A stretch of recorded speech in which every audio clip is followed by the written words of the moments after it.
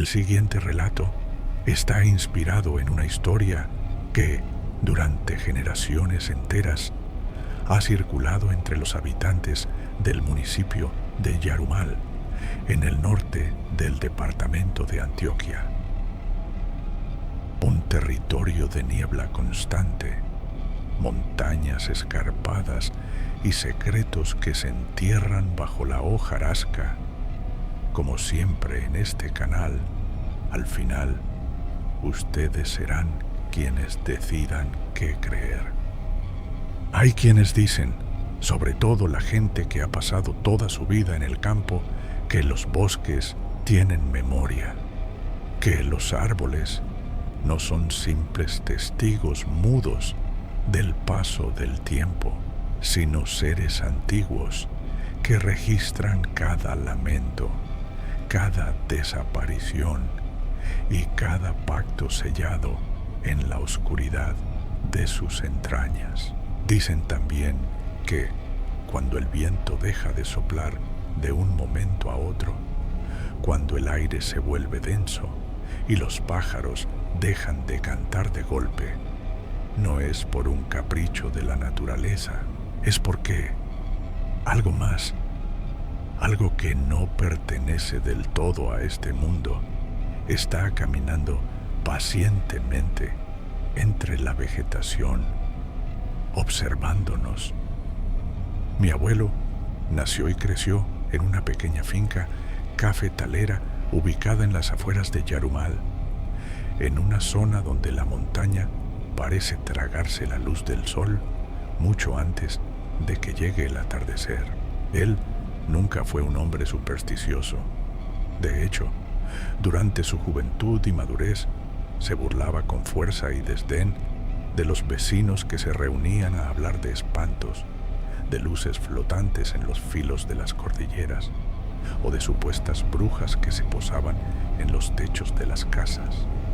Para él, todo tenía una explicación lógica basada en el trabajo duro y la realidad de la tierra.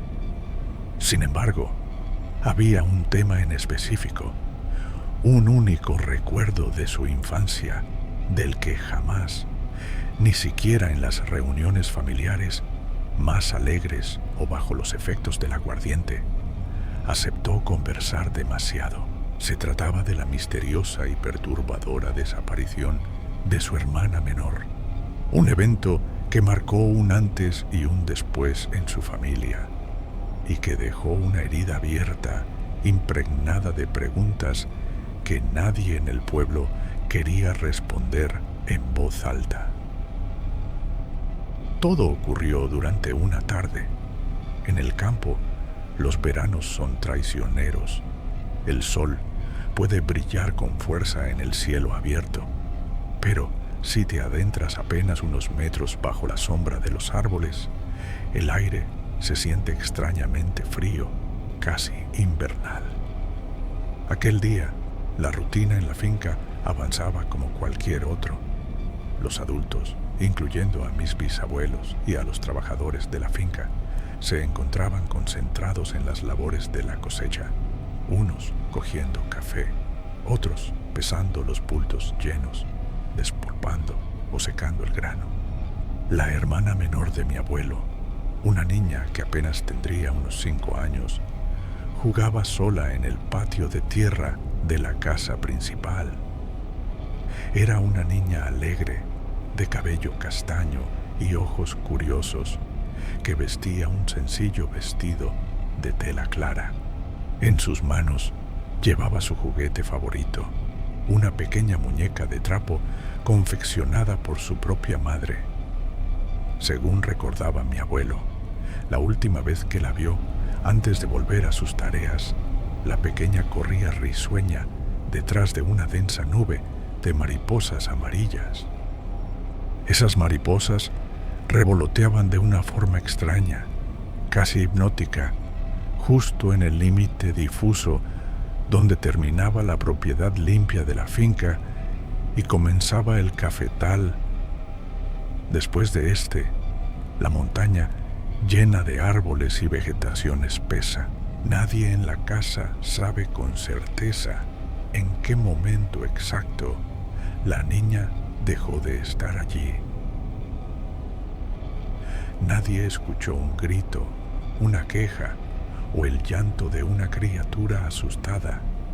El silencio de la montaña simplemente se la llevó en un parpadeo.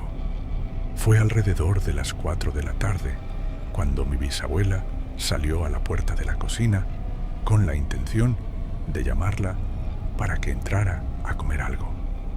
Al pronunciar su nombre, la única respuesta que obtuvo fue el sonido del viento rozando los cafetales. Al caminar hacia el patio, el corazón de la madre se detuvo por un instante.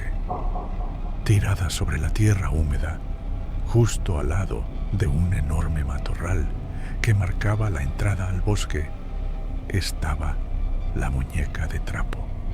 Tenía la cara hundida en el fango, como si la hubieran soltado con prisa, pero de la niña no había rastro alguno.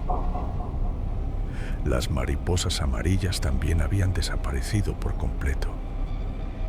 Lo que comenzó como una llamada de rutina se transformó, en cuestión de minutos, en un estado de pánico absoluto.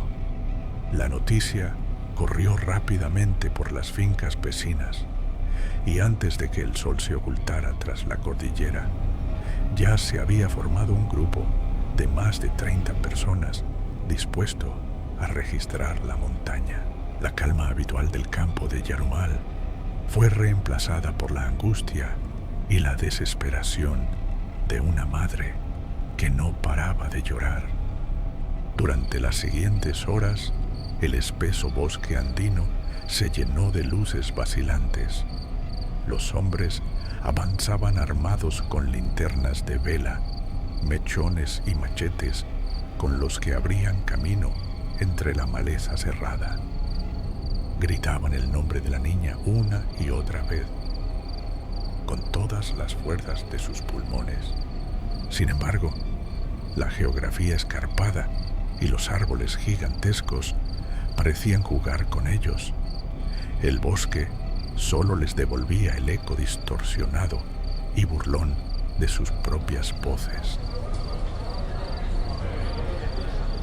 Buscaron minuciosamente en los bordes de las quebradas, revisaron cada hilera de los cafetales, los potreros colindantes y los caminos más ocultos y abandonados. No había nada. No encontraron una sola huella de sus pequeños pies en el barro, ni un pedazo de tela enganchado en las espinas de los arbustos, ni el más mínimo sonido que indicara que una niña de 5 años estaba perdida y asustada en la inmensidad de la noche. Al caer la medianoche, el cansancio y el frío de la madrugada comenzaron a hacer mella en los hombres. El grupo se reunió a descansar unos minutos cerca de un cruce de caminos en el monte. Fue en ese momento de desolación, bajo la luz pálida de una luna que apenas lograba filtrar sus rayos entre las copas de los árboles, cuando un viejo arriero del pueblo apagó su tabaco y pronunció una frase con un tono de frío que todavía hoy se recuerda con escalofríos. Ojalá no la haya llamado alguien del monte.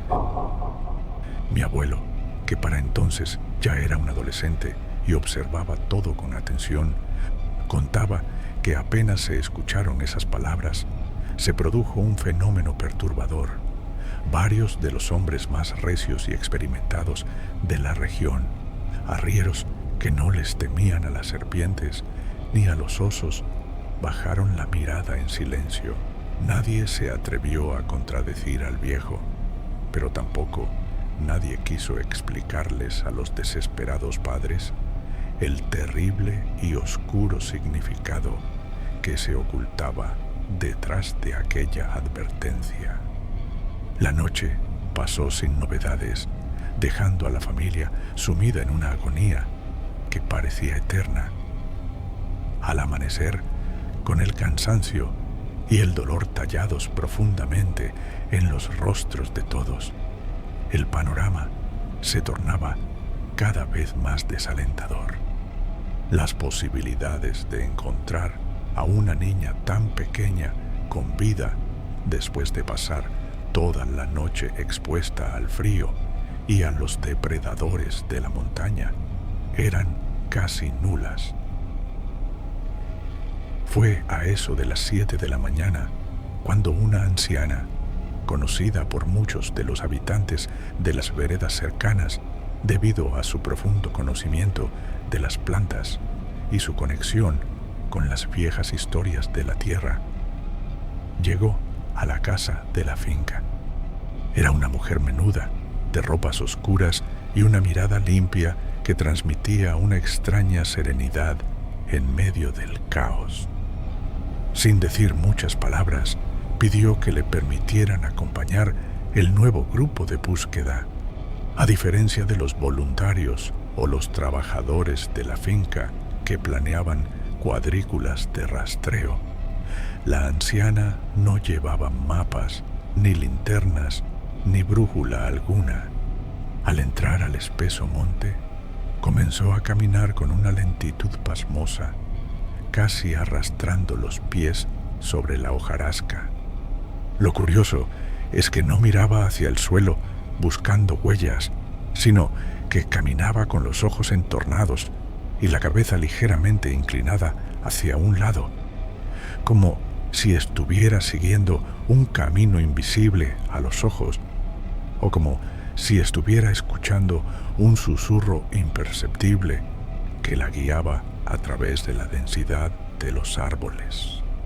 El grupo de hombres la seguía con una mezcla de escepticismo y desesperación, pues ya no tenían más opciones. Caminaron durante casi una hora por senderos que ya habían sido revisados minuciosamente la noche anterior. De un momento a otro, al llegar a una pequeña hondonada, donde el follaje se volvía tan espeso que casi no dejaba pasar la luz del día, la anciana se detuvo en seco frente a un enorme y antiguo árbol de raíces expuestas y retorcidas. Clavó su mirada en una gran roca gris que se alzaba a unos metros del tronco y, con una voz cargada de una extraña certeza, susurró: «Está cerca, ya la soltaron». Los hombres, impulsados por una mezcla de adrenalina y temor, se lanzaron hacia adelante abriendo los arbustos con las manos. Y entonces, contra toda lógica, la vieron. La niña estaba allí, sentada tranquilamente sobre la superficie lisa de la roca gris. Pero lo que causó un impacto en los presentes no fue solo el hecho de haberla hallado, sino las condiciones inexplicables en las que se encontraba. A pesar de haber pasado más de 15 horas desaparecida en una montaña hostil, su vestido claro estaba completamente limpio, libre de manchas de barro o tierra. Sus piernas y pies descalzos no tenían un solo rasguño causado por las espinas del monte. No lloraba, no temblaba de frío, ni mostraba signos de deshidratación. Estaba tranquila, jugando con unas hojas secas, como si solo hubieran pasado unos 5 minutos desde el momento en que salió corriendo al patio detrás de las mariposas amarillas. Su madre se arrojó sobre ella llorando desconsoladamente, cubriéndola de besos y abrazos, mientras los hombres se persignaban en silencio. Sin embargo, la atmósfera de alivio duró muy poco. Cuando emprendieron el regreso a la casa, las palabras que comenzaron a salir de su boca hicieron que un silencio sepulcral cayera sobre todo el grupo. La niña relató de forma muy natural que, Mientras perseguía las mariposas amarillas en el patio, un hombre muy pequeño había salido de entre la maleza. Aseguraba con insistencia que no se trataba de un niño, pero tampoco de un adulto en miniatura. Era diferente. Vestía unas ropas viejas y desgastadas de color café. Llevaba un sombrero de paja muy viejo que le cubría parte de la frente y poseía una sonrisa muy ancha que, según la pequeña, nunca cambiaba ni se borraba de su rostro, como si estuviera dibujada o congelada en su piel. Este extraño hombrecillo se le había acercado y, con una voz extremadamente suave y melodiosa, le había dicho que conocía un lugar secreto, un jardín maravilloso donde crecían flores hermosas que brillaban intensamente incluso en la noche más oscura. Fascinada por la promesa y con la total inocencia de sus 5 años, la niña decidió tomarlo de la mano y seguirlo hacia el interior del bosque. Mientras se adentraban más y más en la vegetación, la pequeña juraba que en varias ocasiones escuchó claramente la voz de su madre y de sus tíos, llamándola a lo lejos con desesperación. Al escuchar los gritos, ella sintió miedo y quiso detenerse para responder y regresar, pero el pequeño hombre la tomó con fuerza, le apretó la mano y, mirándola fijamente, le advirtió: no mires hacia atrás. Si respondes o si miras, nunca conocerás el jardín. La niña obedeció por puro instinto ante la mirada penetrante de la criatura. El camino, según su percepción, parecía no terminar nunca, y el paisaje a su alrededor se volvía cada vez más denso, extraño y oscuro, lleno de plantas que nunca había visto en la finca. Cada vez que ella, cansada de caminar, le preguntaba al hombrecillo cuánto faltaba para llegar a las flores brillantes, él no emitía ningún sonido, solo giraba la cabeza lentamente y le mostraba aquella misma sonrisa ancha e imperturbable. Así continuaron caminando por lo que ella sintió que fue un breve y rápido paseo de unos cuantos minutos, hasta que de repente el eco distante de muchas voces masculinas, los gritos de su familia y los ladridos de los perros de la finca comenzaron a romper la pesada densidad del aire.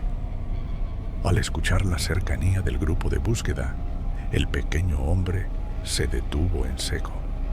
Soltó la mano de la niña, la miró fijamente a los ojos con unas pupilas completamente oscuras y pronunció unas últimas palabras antes de dar un paso atrás, perderse entre las raíces del gran árbol. Esta vez tuvieron suerte. No dejes que te vuelvan a descuidar. Cuando la niña terminó su relato al llegar a la finca, insistía una y otra vez en que solo se había ido por un momento. Sin embargo, en nuestro plano de la realidad, había permanecido desaparecida casi un día entero, soportando las temperaturas heladas de la madrugada de la cordillera sin sufrir el más mínimo daño físico. Pero lo que mi abuelo aseguraba con más ahínco durante el resto de su vida y que jamás pudo explicar era un detalle de la búsqueda. Durante la noche anterior, él mismo, acompañado por otros 3 compañeros armados con antorchas, había pasado exactamente 4 veces por ese mismo punto exacto. La roca gris donde apareció su hermana estaba completamente visible bajo el haz de luz de sus linternas. Habían revisado detrás del tronco del árbol y alrededor de los arbustos. Sin embargo, allí no había absolutamente nadie en ese momento. Era como si la niña y su captor hubieran estado ocultos en una dimensión paralela. Mi abuelo transformó su escepticismo en una regla de oro inquebrantable. A partir de ese día, prohibió de manera estricta a todos los hijos, nietos y sobrinos de la familia entrar solos al monte o quedarse rezagados en los caminos cuando el sol comenzaba a ocultarse. Nunca admitía explícitamente que fuera por miedo al duende o a las leyendas del folclore antioqueño que tanto había criticado en su juventud. Solo miraba fijamente a los niños y les repetía la misma y fría advertencia, con una voz severa que no admitía réplicas. Si alguna vez están caminando cerca del monte y escuchan que una voz conocida los llama desde lo profundo de la vegetación, no respondan, sigan de largo. Y si ven a alguien de baja estatura que les sonríe y les promete mostrarles un lugar maravilloso, corran en dirección contraria y no miren atrás. Muchos dirán hoy en día que esta historia es solo el caso de una niña que se perdió debido a la geografía escarpada de Yarumal y sufrió una alucinación debido al shock del extravío. Otros, los más viejos del pueblo, creen firmemente que las fuerzas ocultas de la naturaleza y del monte decidieron devolverla ante los ruegos y la guía de la anciana. Pero algunos habitantes actuales de las zonas rurales de Yarumal todavía aseguran, bajo secreto y mirando con recelo hacia la vegetación, que en ciertas tardes extrañamente silenciosas, cuando el viento muere y las aves callan, es posible ver la silueta distante de un hombre muy pequeño con sombrero caminando a paso lento entre los árboles, como si aún siguiera buscando a una nueva alma inocente que esté dispuesta a acompañarlo a su jardín. Si este relato te ha erizado la piel y te hace pensar dos veces antes de mirar la espesura de los árboles al viajar por las carreteras de Antioquia, por favor, apóyanos dejándonos tu me gusta y comparte este video con aquellos que creen que los mitos del campo son solo cuentos de viejos. Suscríbete ahora mismo a Memorias de la Oscuridad y activa la campanita de notificaciones para que no te pierdas ninguna de nuestras crónicas semanales. Déjanos en los comentarios, ¿crees que existen portales o criaturas en los bosques capaces de alterar el tiempo? ¿O piensas que todo tiene una explicación lógica? Si tienes una historia similar ocurrida en los campos de Colombia, cuéntanosla aquí abajo. Te leo con atención y espero que esta historia quede en tus memorias de la oscuridad.